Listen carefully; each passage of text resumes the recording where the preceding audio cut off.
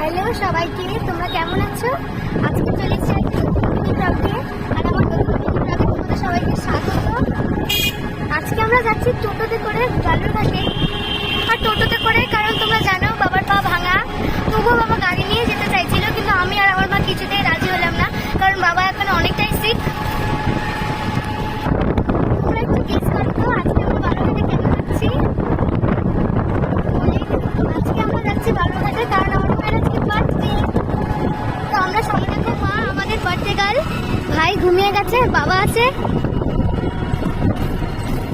এবার মায়ের বার্থডেটা একটু অন্যরকম ভাবে সেলিব্রেট হবে, কারণ প্রতিবার আমরা রাত্রেবেলা ডিনার করি, এবার লাঞ্চ করবো, কারণ বাবার পা ভাঙা একটু দেখা দেখা হয় তাই জন্যে।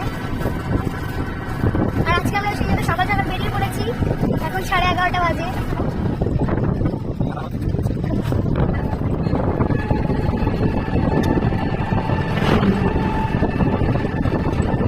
ঘুম থেকে উঠে গেছে আর আমরা বালুরঘাটের কাছে চলে এসেছি। আমরা বালুরঘাটে চলে এসেছি গিনি এম্পোরিয়ামের সামনে।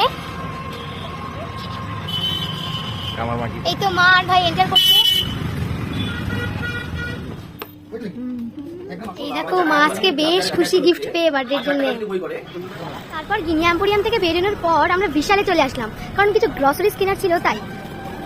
ভাই খুব আনন্দ করতে করতে ঢুকছে, কারণ খুব ভালোবাসে শপিং মলে ঢুকতে।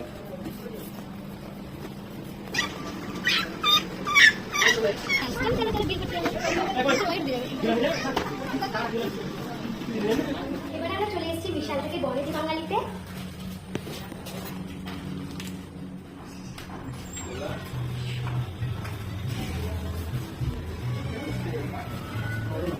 এইটাই হলো বনেদি বাঙালির ভিতরের লুক। এখানে আমরা লাঞ্চ করব এবং লাঞ্চ করার পর কিছু ছবি তুলে বাড়ি।